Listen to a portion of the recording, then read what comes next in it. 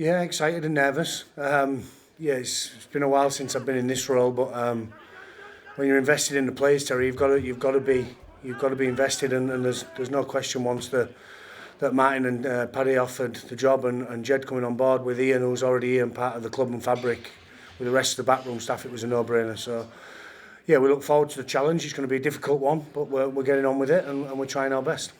Yeah, and you've inherited a great squad from James Ford.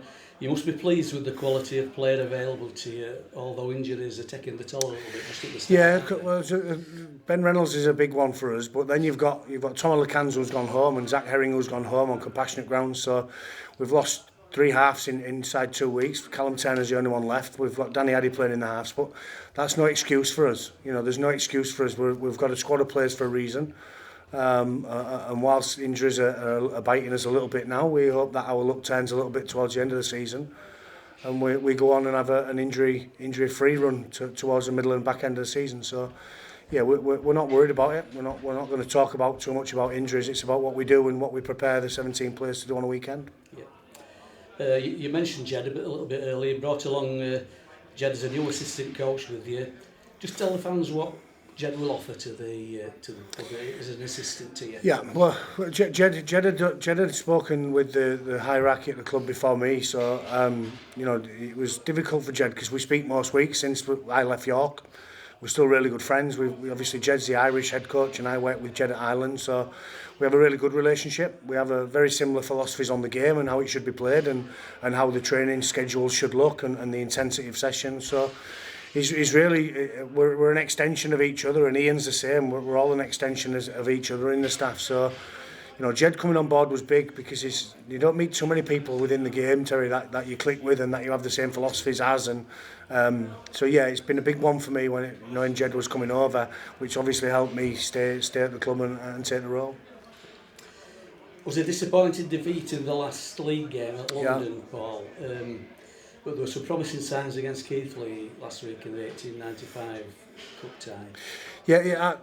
Listen, the London game, we shot ourselves in the foot. Listen, London didn't have to work too hard to beat us. You know, I thought they played okay, but and played well. But we left so many opportunities out there, and we let the players know that.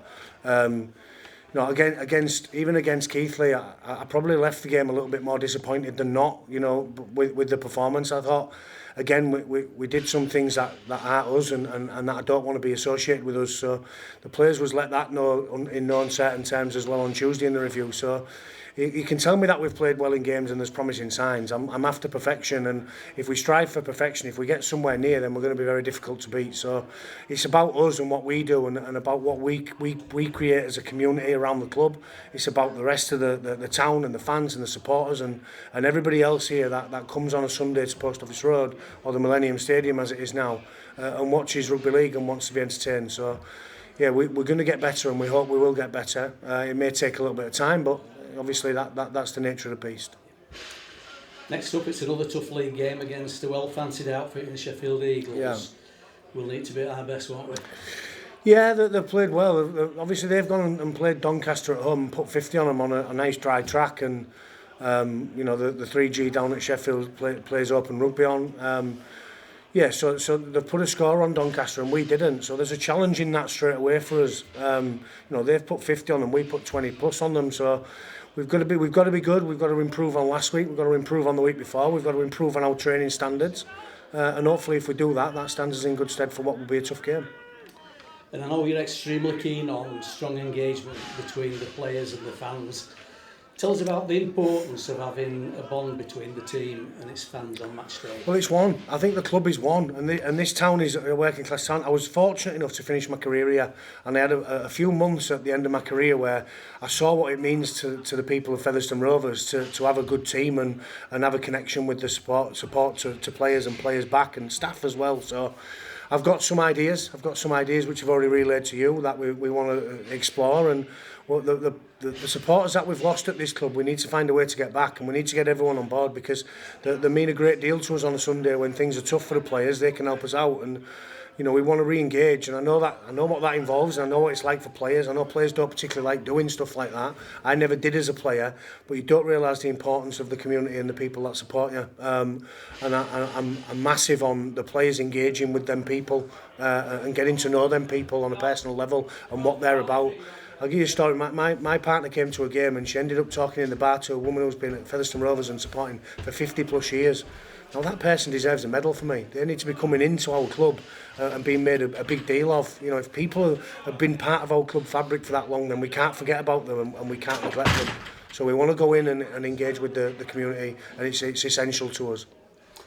And how much effect does it have on the team actually on match day when the crowd are loud and proud and getting behind the...